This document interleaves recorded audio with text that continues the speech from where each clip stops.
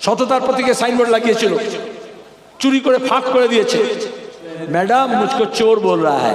আমি বললাম मुझको चोर को साधु बोलने का आदत नहीं है, चोर को चोर ही बोलते हैं। গোটা মিদনাপুর দুটো লালে লাল হয়ে গেছে।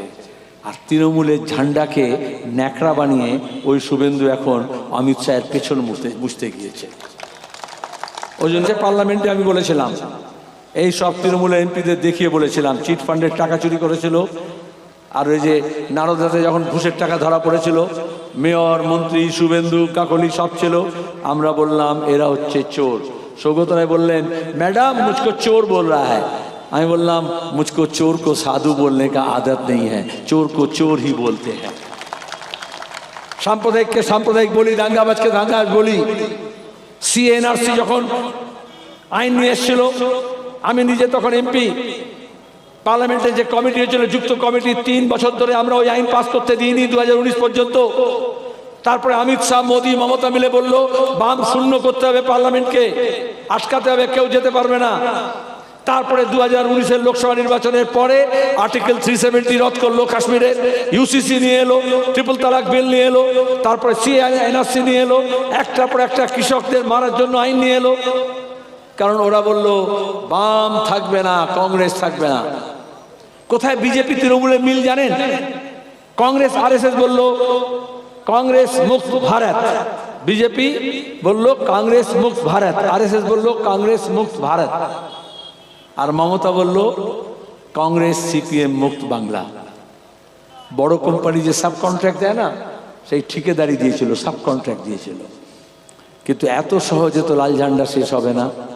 এই শুভেন্দু বলেছিল যখন তৃণমূলে ছিল, কিষেনজির বন্দুক নিয়ে বলেছিল, ল্যান্ডমাইন নিয়ে বলেছিল যে মিদনাপুরে লাল ঝান্ডা কেন, একটা লাল ন্যাকড়া দেখা যাবে না।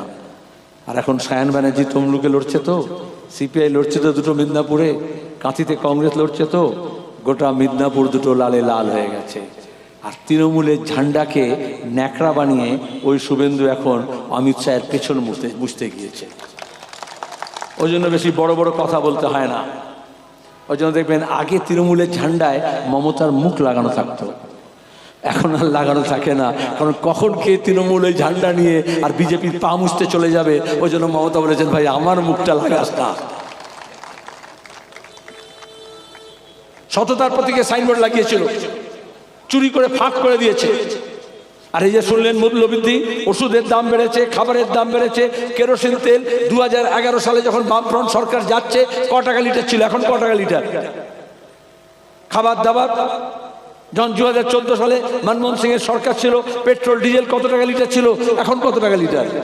রান্নার গ্যাস, ওষুধ, কারণ ইলেকট্রাল বন্ডে টাকা জমা নিয়েছে বড় বড় কোম্পানির কাছ থেকে বিজেপি আর তৃণমূল। আর আমাদের কান মূলে সে টাকা আদায় করছে। যখন আদায় করছে তখন কিছু বলছে না, তখন ঘোষণা করছে জিএসটি দিচ্ছে না। আপনি একটা কফন কিনতে গেলেও মোদি আর মমতাকে জিএসটি দিতে হচ্ছে, ওষুধ কিনতে গেলে দিতে হচ্ছে, একটা হেলথ ইন্স্যুরেন্স করতে গেলে তার জন্য প্রিমিয়াম দিতে হচ্ছে, আর তার উপর ট্যাক্স দিতে হচ্ছে। আর যখন দিচ্ছে তখন মোদি বলছে দেখো আয়ুষ্মান ভারত, মমতা বলছে স্বাস্থ্য সাথী। দুটো আলাদা কিছু। ওই যেমন পকোড়া আর চপ একই ব্যাপার তো, শুধু ভাষা আলাদা। ও বলে বিকাশ, এ বলে উন্নয়ন, দুজনের ভাষা এক। দুজনে আদবানি বাজপেয়ীর পাঠশালায় একসঙ্গে পার্টি পেতে বসে পড়াশোনা করেছে, এজন্য বিজেপি আর তৃণমূল দুটো লাইন এক। শুধু বাংলাকে ধোঁকা দেওয়ার জন্য, বোকা বানানোর জন্য একজন ছোট ফুল আর একজন বড় ফুল নিয়েছে। আমরা এই জন্য বলেছিলাম বিজেপি তৃণমূলের বিরুদ্ধে নয়, তৃণমূল বিজেপির বিরুদ্ধে নয়। তাহলে এই দুটো ফুলকে শায়েস্তা করতে হলে আমরা বাকি সবাই এক কাট্টা হয়েছি। এখানে দাঁড়িয়ে যারা বিজেপির বিরুদ্ধে, যারা তৃণমূলের বিরুদ্ধে, তাদেরকে আমরা ডাক দিয়েছিলাম সবাইকে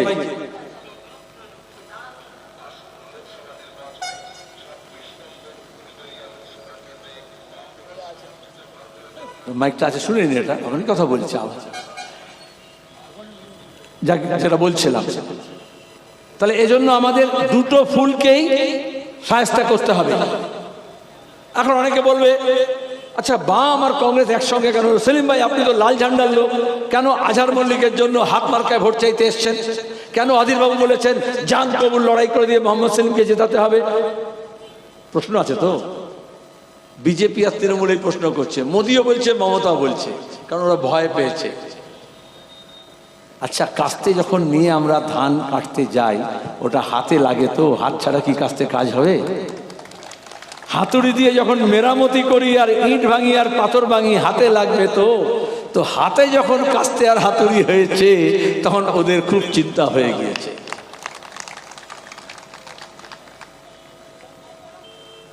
আগুন, দেশে আগুন লেগেছে, সবাই দেখতে পাচ্ছে। মণিপুর জ্বলছে 1 বছর ধরে। আমরা কি আমাদের বাংলাকে মণিপুর হতে দেব? লাভ জিহাদের নাম করে, বুলডোজারের নাম করে, পরিযায়ী শ্রমিকদের নাম করে আফরাজুলকে পুড়িয়েছে।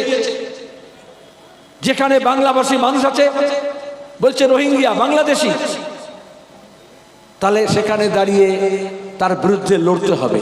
আচ্ছা, আগুন যখন লাগে, ধরুন খোদা না খাস্তা যদি গ্রামে পাড়ায় এই গরমকালে তো আগুন লেগে যায়, যদি আগুন লেগে যায় তো লোকে আগুন আগুন বলে চিৎকার করে, দমকল তাড়াতাড়ি আসে না, পুলিশ তো আরো পরে আসে। যদি কামাই না দেখে তাহলে পুলিশও আসবে না। তখন পাড়ার ছেলেরা একসঙ্গে হয়, জল নিয়ে, পানি নিয়ে, যাইগুলো নিয়ে হামলে যায় না, জান কবুল করে দিয়ে মানুষকে, যারা আটকে যায়, ছোট বাচ্চা কাচ্চা বয়স্ক মানুষ, তাকে বার করে। তখন কি কেউ দেখে কে ইস্ট বেঙ্গল, কে মোহনবাগান, কে মোহামেডান? আগুন নেভাতে যারা আসে কেউ দেখে কে কংগ্রেস, কে সিপিএম, কে তৃণমূল, কে বিজেপি? তখন দেখে কে আগুন নেভাতে এসছে। তখন কি কেউ ঝগড়া করে কে জল বলবে, কে পানি বলবে? ওই যে শুভপ্রসন্ন বলেছিল না মাঝখানে, ওরা পানি বলে, আমরা জল বলি, ওই মমতার লোকটা। এইভাবে ওরা মানুষকে ভাগ করছে। ভাগ কারা করে? যারা আগুন লাগাতে চায়, আর যারা আগুন নেভাতে চায় তারা একসঙ্গে হয়। আজকে গোটা দেশে যখন আগুন লেগেছে, তখন বাম এবং কংগ্রেস আমরা একসঙ্গে হয়েছি। কিন্তু প্রশ্ন হচ্ছে আগুন লাগলো কেন? এটা আপনারা প্রশ্ন করতে পারেন। হাজারো মোদী, অমিত শাহ, যোগী এরা আগুন লাগাচ্ছে কেন? মমতা রাজ্যে আগুন লাগাচ্ছে কেন? আগুন লাগাচ্ছে, আগুন লাগানোর দরকার হয়েছে কারণ পেটে আগুন লেগেছে, জিনিসপত্রের দাম বেড়েছে, ক্ষুধার তালিকায় ভারত এখন ভুটান, নেপাল, বাংলাদেশ, পাকিস্তান, শ্রীলঙ্কারও পেছনে। বেকারি স্বাধীনতার পরে সবচেয়ে বেশি বেড়েছে। আয় নেই, ব্যয় বাড়ছে, রোজগারের জায়গা কমে গেছে। শুধু চাকরি না, যারা কৃষক ফসলের দাম পাচ্ছে না, অথচ বীজের দাম বেড়েছে, সারের দাম বেড়েছে, বিজলির দাম বেড়েছে, ডিজেলের দাম বেড়েছে, কীটনাশকের দাম বেড়েছে। যারা ছোট ছোট ব্যবসা করতেন, নোটবন্দি এবং লকডাউন তাদের পুঁজি শেষ করে দিয়েছে। তাহলে যখন বাজারে আগুন লেগেছে, ব্যাংকে আগুন লেগেছে, মানুষের জমা পুঁজি কমে গেছে, ব্যাংকগুলোর টাকা কমে গেছে, লুট হয়ে গেছে, রিজার্ভ ব্যাংকের টাকা কমে গেছে, আমাদের দেশে কোনো সঞ্চয় নেই। তাহলে আমাদের ভবিষ্যৎ প্রজন্মকে আমরা কাদের হাতে রেখে যাব? দেশ এবং রাজ্য এবং মানুষ তো সঞ্চয় করে ভবিষ্যতের জন্য। কেন্দ্র এবং রাজ্য সরকার ধার করে শুধু মেলা করছে, খেলা করছে, হেলিকপ্টার আর প্লেনে করে ঘুরে বেড়াচ্ছে। তাহলে আমাদের যে প্রজন্ম আসছে অনাগত, তাদের জন্য আমরা কি রেখে যাব? উন্নয়ন মানে মোদির ছবি লাগানো বিকাশের সাইনবোর্ড না। উন্নয়ন মানে মমতার ছবি লাগানো সাইনবোর্ড না। উন্নয়ন মানে হচ্ছে আমরা যে জীবন যাপন করছি, আমার পরের প্রজন্ম তার থেকে একটু ভালো অবস্থায় থাকবে। আমার বাপ ঠাকুরদা যতটা শিক্ষিত ছিল, তার থেকে আমার প্রজন্ম শিক্ষিত বেশি হয়েছে, আমার প্রজন্ম থেকে পরের প্রজন্ম আরো বেশি শিক্ষিত হবে। আমি যেরকম ঘরে আছি, আমার পরের প্রজন্ম তার থেকে ভালো ঘরে থাকবে। আমি যে গাড়িতে উঠেছি, আমি যে পরিবহনের সুযোগ পেয়েছি, পরের প্রজন্ম তার থেকে ভালো পাবে। আমি যে মাঠে খেলেছি, তার থেকে ভালো মাঠ পাবে। এটাই তো উন্নয়ন, কিন্তু উল্টো হয়ে যাচ্ছে। এটাকে বলে ওয়ান স্কেল আপ। মানুষ সভ্যতা এগিয়েছে, প্রত্যেক প্রজন্ম একটা স্কেল এগিয়ে গেছে। মোদি আর মমতার জমানায় লুট বেড়েছে, কিন্তু মানুষের জীবন জীবিকা ওয়ান স্কেল ডাউন হয়ে গেছে, এক ধাপ নিচে নেমে যাচ্ছে। এই জন্য স্কুল বন্ধ হচ্ছে। বামফ্রন্টের আমলে আমরা বলেছিলাম নতুন স্কুল খুলবো, জুনিয়রকে হাই করব, হাইকে হায়ার সেকেন্ডারি করব, আর এখন স্কুল বন্ধ করে দিচ্ছে, মাদ্রাসাও বন্ধ করে দিচ্ছে। সরকারি পয়সায় চিকিৎসা পাবেন না, সরকারি পয়সায় পড়াশোনা হবে না। তাহলে গ্রামের মানুষ, শ্রমিক, কৃষক, তাদের ঘরের ছেলেমেয়েরা, নিম্নবিত্ত মধ্যবিত্ত ঘরের ছেলেমেয়েরা কোথায় যাবে? এটা হচ্ছে সেই লড়াই, এটা নীতি নির্ধারণের লড়াই, এটা পঞ্চায়েতের ভোট না। দেশ কোন পথে চলবে তার লড়াই। আমাদের যে দিশা সেটা ঠিক করতে হবে, নাহলে আমাদের দশা পাল্টাবে না। এই দিশা ঠিক করার জন্য আমরা বাম এবং কংগ্রেস একসঙ্গে হয়েছি। আমাদের অনেক মত বিরোধ আছে, শুভঙ্কর আমার মধ্যে, অসিদ্ধার মধ্যে অনেক মত বিরোধ আছে, আগেও ছিল। গান্ধীবাদী এবং মার্ক্সবাদীদের মধ্যে স্বাধীনতার আগেও দুটো মত আলাদা ছিল, অহিংস পথে লড়াই হবে না সহিংস পথে হবে। কিন্তু লড়াইটা ছিল ব্রিটিশ সাম্রাজ্যবাদের বিরুদ্ধে, স্বাধীনতার জন্য। লক্ষ্য যদি এক থাকে, মত পথ আলাদা হলেও আমরা হাত মেলাতে পারি। আজকে দাঁড়িয়ে লক্ষ্যটা হচ্ছে মোদী সরকারকে উৎখাত করতে হবে, আর এই চোর চোরটাদের 14 তলা থেকে নিচে নামাতে হবে। এই লক্ষ্যে আমরা একসঙ্গে হয়েছি। আর বিজেপি আর তৃণমূলের লক্ষ্য হচ্ছে দিল্লিতে মোদির লুট চলবে আর রাজ্যে দিদির লুট চলবে। যদি আপনি লুটেরার বিরুদ্ধে হন, তাহলে দিল্লির লুটকেও বন্ধ করতে হবে, রাজ্যের লুটকেও বন্ধ করতে হবে। আপনি এটা বলতে পারবেন না নিজের বেলায় আনো খাই আর পরের বেলায় আল্লাহর দোহাই। আপনাকে অন্যায়ের বিরুদ্ধে বলতে হবে। হক কথা বললে সত্য একটাই হয়। ইনসাফ যদি আপনি চান, ন্যায় যদি চান, সেটা একটাই হবে, ইহাও হয় ও হয় না। এই জন্য আপনাদের কাছে অনুরোধ করছি, এই ভোটে আপনারা প্রতিনিধি নির্বাচন করবেন। আজহার মল্লিক যুব কংগ্রেসের নেতা, আমরা নিজেরা বলেছি। এই উলুবেড়িয়াতে আপনারা জানেন হান্নান মোল্লা ছিল সাংসদ, এখন এমপি নেই, কিন্তু গোটা রাজ্যে দেশের কৃষকদেরকে এক কাট্টা করে লড়াই করছে। আর আপনাদের এমপি এখানে গত কয়েক বছর ধরে এখানকার কথা, এখানকার দাবি, এখানকার মানুষের ব্যথা যন্ত্রণা দিল্লিতে পার্লামেন্টে গিয়ে উত্থাপিত হয়। এজন্য আমরা চেয়েছি এখানকার হকের কথা, রুটির কথা, রুজির কথা, মানুষের কথা যাতে পার্লামেন্টে গিয়ে সোচ্চারে বলা হয়, আর সেখান থেকে লড়ে ভিড়ে কেড়ে কুড়ে যাতে হক এখানে নিয়ে আসা হয়, উন্নয়নে ভাগ নিয়ে আসা হয়। তার জন্য আপনাদের অনুরোধ করছি, হাত চিহ্নে জাতীয় কংগ্রেসের প্রার্থী, বামফ্রন্ট সমর্থিত আমাদের প্রার্থী, নতুন প্রজন্মের ছেলেমেয়েরা এগিয়ে আসছে। আপনারা দেখেছেন আমাদের প্রার্থী তালিকা কীরকম, নতুন প্রজন্মের, যুব প্রজন্মের ছেলেমেয়েরা আছে। দীপশিতা লড়ছে, সব্যসাচী লড়ছে, সায়ন লড়ছে, প্রতিকূল লড়ছে, সৃজন লড়ছে। আমরা মাত্র 3 জন পুরনো লোক, বাকি সব নতুন প্রার্থী করেছি, কারণ ভবিষ্যতের লড়াই এটা। আর জওয়ান ছেলেদেরকে বলছি, আমি আপনারা যারা এতক্ষণ ধরে মিটিং শুনছেন, কেন ভোট দেবেন সেটা আপনাদের বলিনি, সেটা দূরে দূরে মাইক যাচ্ছে তার জন্য বলেছি। আর আগামী কয়েকদিন আপনারা 20 তারিখে ভোট, তার আগে আপনারা নিজের প্রতিবেশী, বাড়ির লোকজন, মা বোন সবাইকে গিয়ে বলবেন।